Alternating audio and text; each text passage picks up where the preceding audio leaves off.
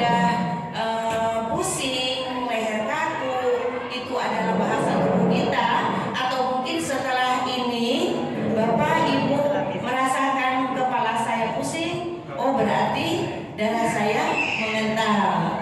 Nah, juga paham berarti makanan yang dimakan oleh saya kurang serat, kurang sayuran, kurang buah, kurang minum air putih. Kalau kita sudah paham seperti itu, maka kita akan cepat membuat keseimbangan, yaitu perbanyak air putih. Bagaimana supaya lulus 8 gelas ya air putih ini? Ini sangat sepele sekali ya Bu ya, dan mudah sekali sebetulnya didapat. Tapi banyak orang yang tidak lulus satu hari bisa memenuhi kebutuhan tubuh tentang air putih ya. Jadi minimal itu 8 gelas atau 2 liter ya. Jadi air putih ini tidak tergantikan. Selama ini setiap hari saya keliling presentasi ke dusun-dusun, ke PKK, selalu yang disuguhi itu teh manis ya Bu ya. Jadi tidak pernah ada menemukan air putih. Nah, ini sebetulnya sumber kehidupan kita. Tubuh kita harus ada 70% air. Di dalam darah harus ada air 70%. Nah, kalau ini kita tidak lulus, maka nanti kita darahnya kental ya. Jadi kalau sudah kental, sumber dari berbagai macam penyakit. Nah, kalau misalnya biasanya penyakit yang pertama itu penyakit darah tinggi ya Pak. Kalau misalnya kita sudah sering pusing di leher kaku dan sebagainya, itu penyakit darah tinggi, kolesterol tinggi, nanti sakit seperti itu. Nah, kalau sudah keluhan-keluhan seperti itu, Ibu sudah mengadakan keseimbangan, memperbanyak air putih, memperbanyak sayur-sayuran, maka nanti darah yang kental itu bisa berganti menjadi seimbang, menjadi ideal ya. Kalau di sini itu ada gambarnya seperti ini ya. Karena ini waktunya sebentar sekali, jadi kami tidak menyediakan peralatan dan sebagainya ya. Jadi ini aja cukup ya. Jadi kalau orang banyak makan sayur, air putih, buah-buahan, nanti darahnya sehat seperti ini. Ini kunci kesehatan kita. Jadi kalau kita punya darah seperti ini, insya Allah virus, penyakit tidak bisa tumbuh di dalam tubuh kita. Kita sehat begitu. Tapi kalau kita kurang makan sayur, kurang buah, kurang air putih, nanti darahnya kental seperti ini. Jadi ini awal dari semua penyakit. Penyakitnya darah tinggi, kolesterol tinggi, darahnya kental ya. Kalau ini terus-menerus terjadi di dalam tubuh kita, karena kita mungkin seringnya pagi-pagi makan gorengan ya Bu ya, terus minum kopi, minum teh. Pagi-pagi ibarat Ibu di rumah bukannya bersih-bersih, bukan nyapu-nyapu ngepel ya Bu, tapi malah kotor-kotoran. Seperti itu. Jadi tubuh kita sebetulnya sudah punya sistem yang dipasang oleh Allah di dalam tubuh kita. Ada sistem detoksifikasi atau pembersihan di dalam tubuh kita sendiri secara alami. Cuma kalau kita kotorannya, racun atau toksin sudah terlalu banyak di dalam tubuh kita, sistem itu tidak bisa bekerja, tidak bisa aktif. Maka kita harus membantunya, yaitu dengan sayur-sayuran, dengan air putih. Jadi kalau ingin sehat, pagi-pagi begitu bangun tidur 2 gelas air putih hangat itu untuk bersih-bersih, untuk membersihkan semua racun di dalam tubuh kita. Nah, kemudian kalau di kami ya, setelah air putih Ibu minum jus sayur ya, jus sayur ini. Nah, ibu-ibu tadi sudah nyoba ya Bu ya, jus sayurnya itu untuk menggelontor racun yang sudah menumpuk di dalam tubuh kita, terutama di dalam darah, untuk detoksifikasi, memaksimalkan. Nah, kenapa kok sayur ya? Karena sayuran itu nanti bisa memaksimalkan detoksifikasi tubuh. Jadi dalam ilmu makanan yang seimbang itu siklus tubuh kita dibagi 3 itu. Pertama mulai jam 4 pagi sampai jam 12 itu siklus detoksifikasi. Jadi saatnya tubuh membersihkan semua racun di dalam tubuh kita, sampah-sampah itu dibersihkan. Tapi kalau ibu salah, pagi-pagi malah makan nasi ya, sarapan nasi dicerna oleh tubuh 3 jam. Jadi yang seharusnya usus kita itu membersihkan semua sampah, dia diberikan pekerjaan yang berat karena nasi 3 jam dicerna. Dia masuk ke dalam tubuh kita, dia dipaksa untuk mencerna, untuk menghancurkan ya Bu ya makanan itu, sehingga akibatnya detoksifikasi tubuh secara alami tidak bisa maksimal. Nah itu ya. Kemudian nanti jam 12, jadi jam 4 pagi sampai jam 12 itu detoksifikasi, jam 12 sampai jam 8 malam itu pencernaan, ibarat mesin sedang menggiling ya. Kemudian nanti jam 8 malam sampai jam 4 pagi lagi itu sistem penyerapan. Nah, jadi kalau pagi-pagi kalau kita ingin sehat, jangan sarapan nasi, tapi makan yang mudah dicerna, yaitu jus sayur ini hanya mungkin 5-10 menit, atau kalau berbentuk seperti ini hanya 10 menit ya kita minum, bisa langsung dicerna. Itu insya Allah untuk menjernihkan, membuat darah kita menjadi basah. Kemudian yang paling bagus setelah minum air putih, kemudian minum jus sayur ya Bu, ibu sarapan. Kita kan butuh energi ya, energi dari makanan. Cuma kita harus pintar terhadap tubuh kita sendiri. Apa yang dibutuhkan saat itu, yaitu makan buah-buahan. Nah, bisa kami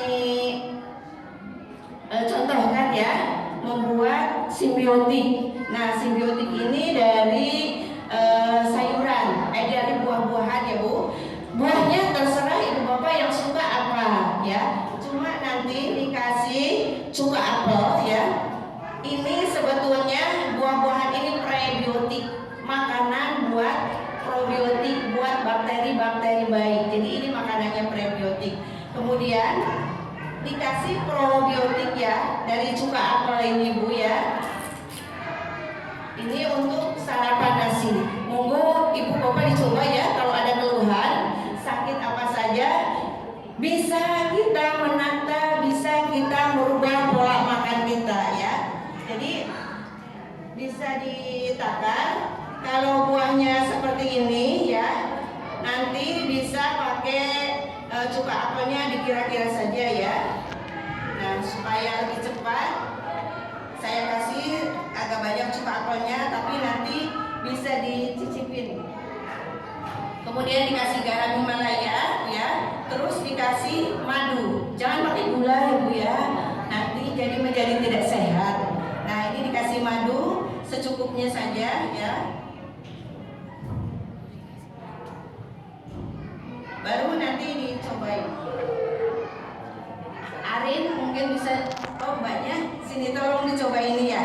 Nanti kurang apa bisa ditambah, untuk ibu dan bapak bisa dicicipin.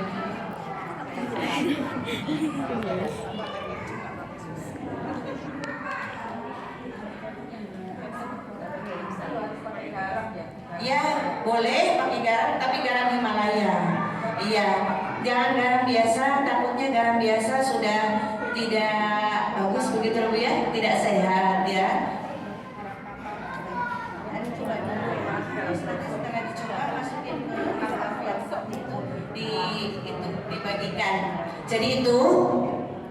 Jadi pagi-pagi insya Allah kalau kita ingin sehat, air putih ya Bu, minum jus sayur ya. Kalau masih kenyang ya ditunggu dulu begitu, terus makan simbiotik. Nah itu insya Allah akan membuat darah kita itu seimbang, jernih, bersih. Tapi kalau ibu misalnya jam 10 kok lapar gitu ya, nah itu sebetulnya autopagi bekerja. Jadi autopagi itu adalah sistem yang sudah Allah tanam di dalam tubuh kita untuk pembersihan sampah di dalam sel. Tapi autopagi itu dia akan aktif, akan bekerja kalau perut kita sedang kosong.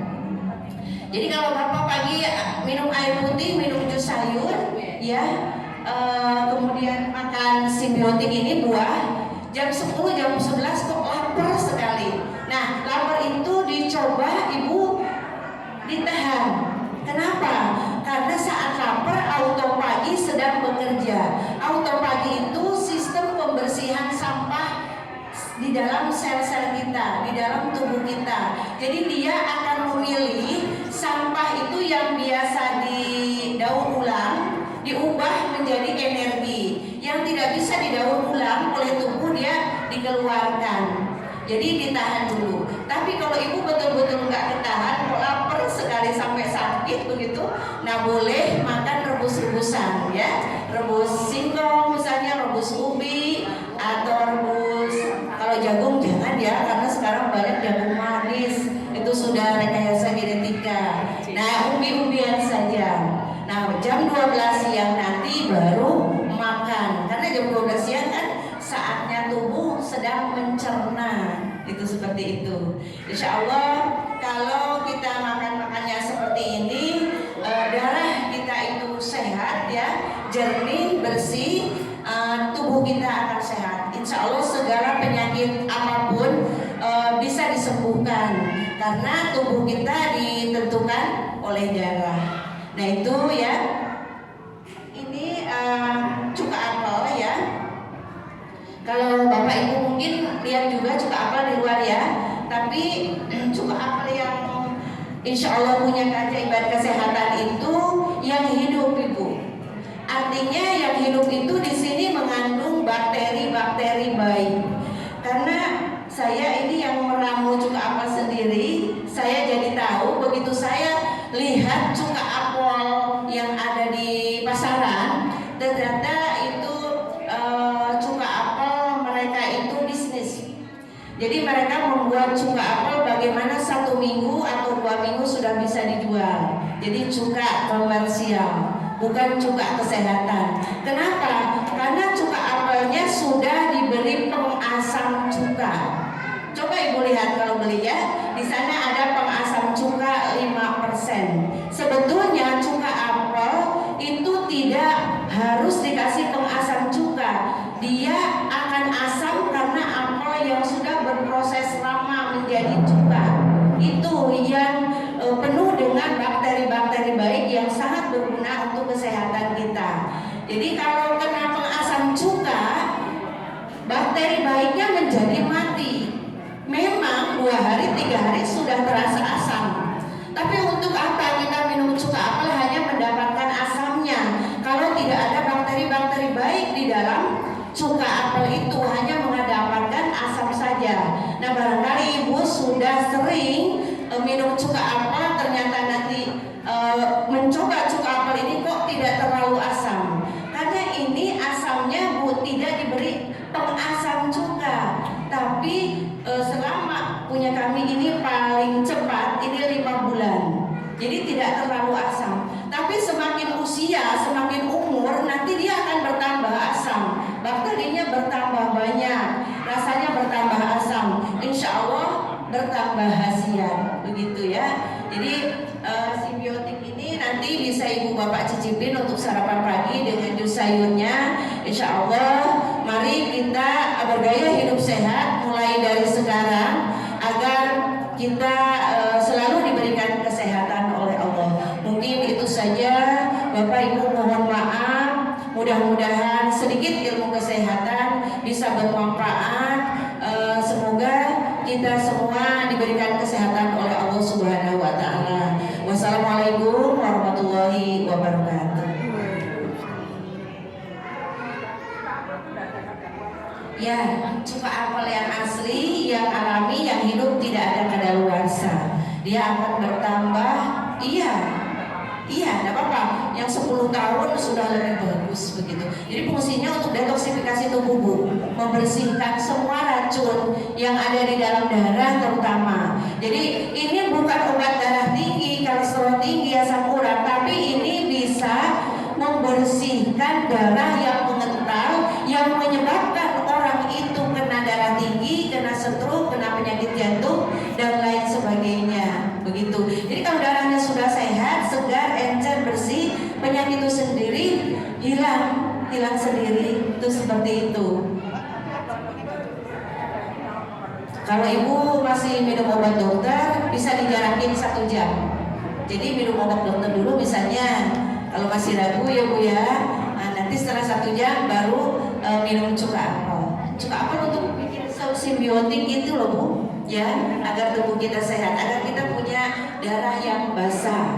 Insya Allah untuk semua penyakit, kalau darah kita basah, nanti penyakit tidak bisa hidup bu, seperti tumor, kanker, kista, miom, dia tidak bisa hidup di orang yang pH darahnya itu ideal atau basah seperti itu. Ya, sudah ibu? Sudah. Terima kasih. Wassalamualaikum warahmatullahi wabarakatuh. Waalaikumsalam.